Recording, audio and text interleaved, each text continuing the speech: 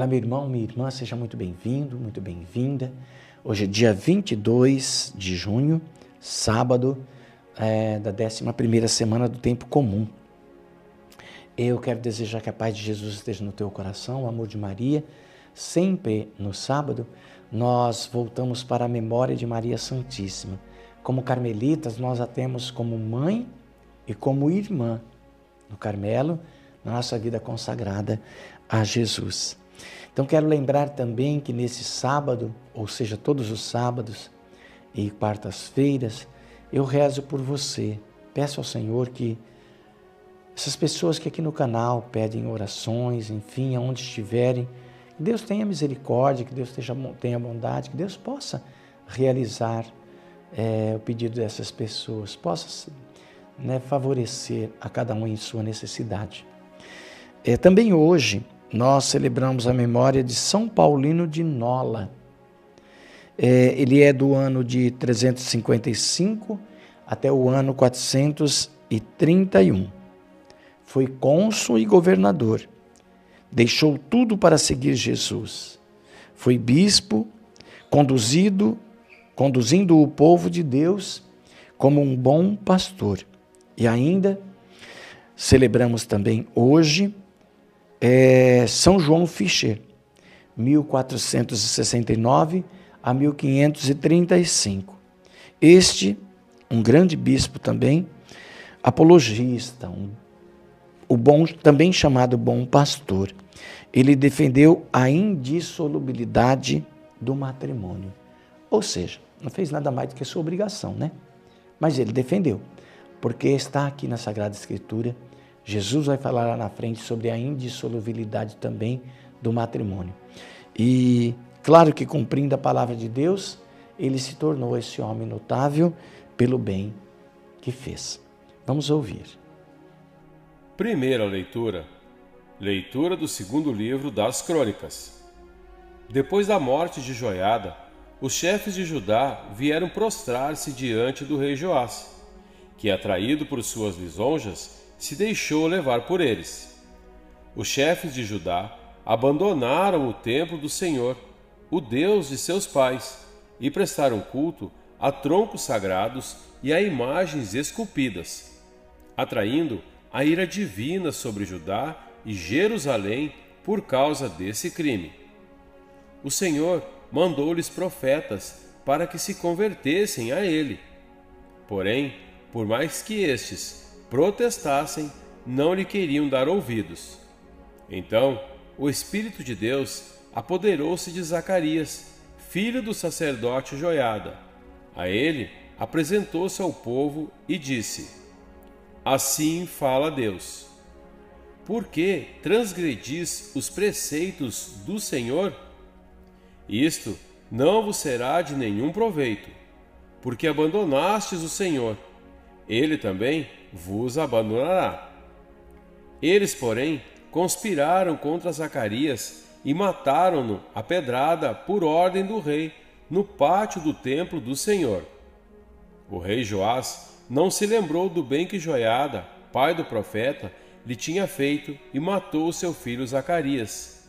Ao morrer, disse: Que o Senhor veja e faça justiça. Ao cabo de um ano, o exército da Síria marchou contra Joás, invadiu Judá e Jerusalém, massacrou os chefes do povo e enviou toda a presa de guerra ao rei de Damasco. Na verdade, o exército da Síria veio com poucos homens, mas o Senhor entregou nas mãos deles um exército enorme, porque Judá tinha abandonado o Senhor, o Deus de seus pais. Assim, os sírios fizeram justiça contra Joás.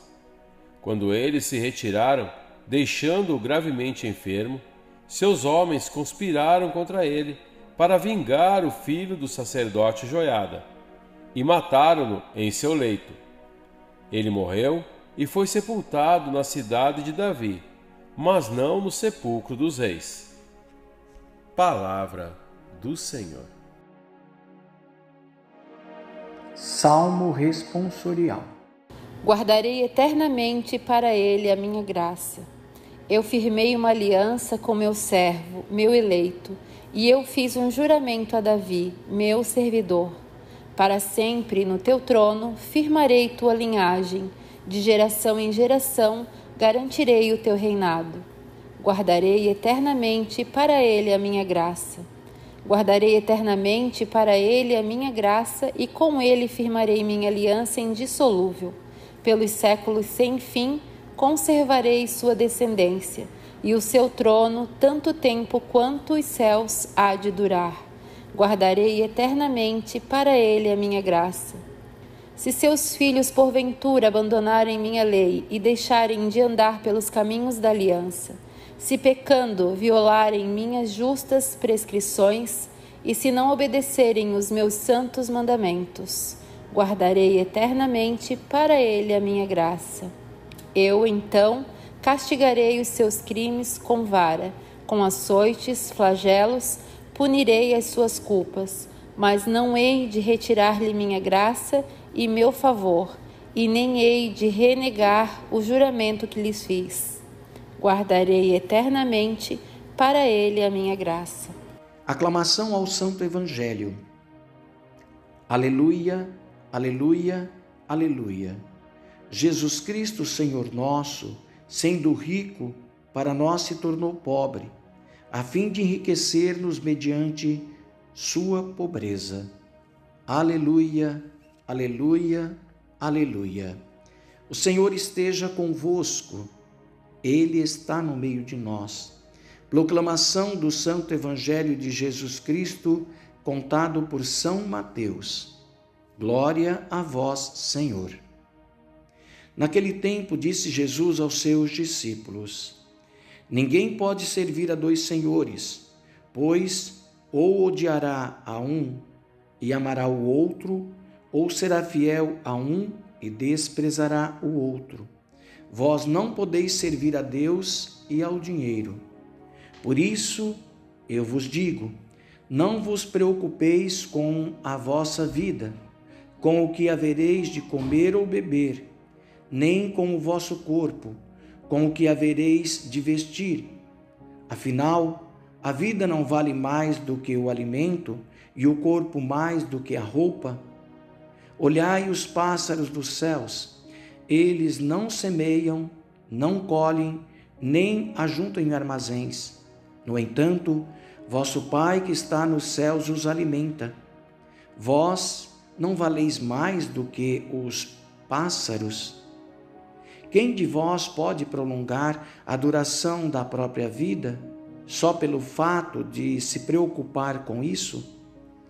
E por que ficais preocupados com a roupa? Olhai como crescem os lírios do campo. Eles não trabalham, não fiam. Porém, eu vos digo, nem o rei Salomão, em toda a sua glória, jamais se vestiu como um deles. Ora, se Deus veste assim a erva do campo, que hoje existe e amanhã é queimada no forno, não fará Ele muito mais por vós, gente de pouca fé? Portanto, não vos preocupeis dizendo: o que vamos comer? O que vamos beber? Como vamos nos vestir? Os pagãos é que procuram essas coisas. Vosso Pai que está nos céus sabe que precisais de tudo isso. Pelo contrário, buscai em primeiro lugar o reino de Deus e a sua justiça, e todas estas coisas vos serão dadas por acréscimo. Portanto, não vos preocupeis com o dia de amanhã, pois o dia de amanhã terá a sua preocupação. Para cada dia basta seus próprios problemas. Palavra da salvação, glória a vós, Senhor. Queridos e queridas, poderia dizer, né? A infidelidade humana é um dos maiores pecados contra Deus. Também contra o humano, né? Infidelidade, eu tenho para mim assim que, de fato, ele é um dos maiores pecados, porque é você ser infiel ao outro, você trair o outro, atrair o outro para si, depois trair, mentir, não é? E assim enganar o outro na cara dura. Tudo bem.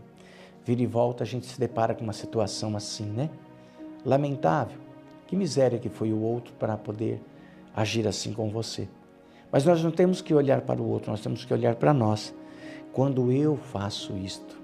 E por que hoje a gente está refletindo sobre a infidelidade humana como um grande mal contra Deus? Porque ainda ontem, na primeira leitura, nós registramos um fato bem bacana. E esse fato bem bacana era a eleição de Joás. Ele vai ocupar o lugar de reinado para estar à frente do povo de Israel. Povo amado, escolhido, eleito por Deus. Ele vinha da linhagem de Davi.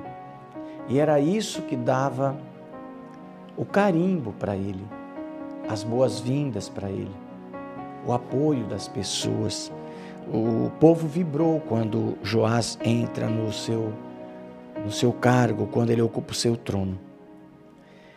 Mas a gente vai ver que ele vai trair esse povo, trair a si mesmo e trair o próprio Deus.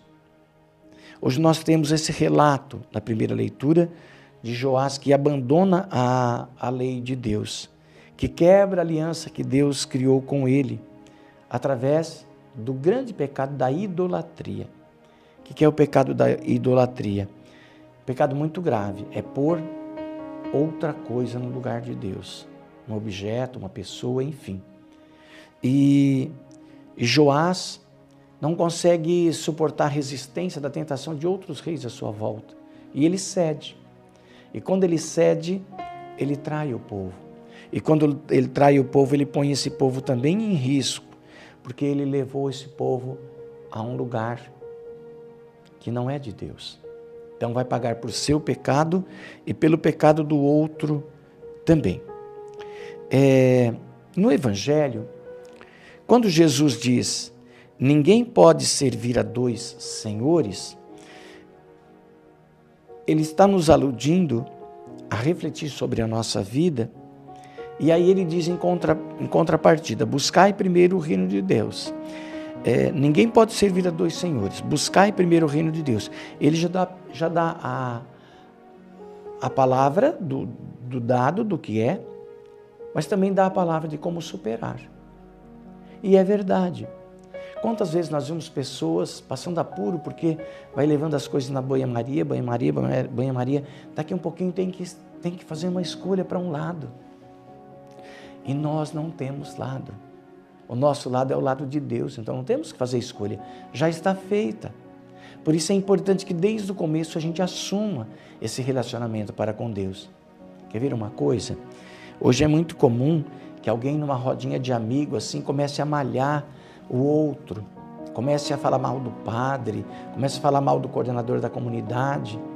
E às vezes a gente ali começa a falar mal da própria igreja, e às vezes a gente ali fica com vergonha de combater, mas o nosso coração fica doído porque a gente não se posicionou. É preciso se posicionar. Nós não temos que agradar o outro. Nós temos que aprender com o outro e o outro aprender com a gente mais sobre todas as coisas. E quanto mais diante da palavra de Deus, do Santo Evangelho. Então aqui está um alerta para nós muito grande sobre a idolatria. Todas as vezes que nós cometemos esse silêncio de não defender o Senhor, nós estamos negando. E nós estamos permitindo colocar em seu lugar outra coisa, objeto ou pessoa. Então isso também é um pecado muito grande. Lembremos que nós não podemos servir a dois senhores. Nós vamos agradar um e desagradar o outro. Então, se nós já sabemos o lado certo, por que não se posicionar? Ainda que com educação, com respeito, mas se posicionar. É assim que a gente vai fazendo o mundo ficar melhor. Quando eu tenho posição, quando eu consigo rebater o mal através da prática do bem. Deus abençoe você. Pai, Filho e Espírito Santo. Amém.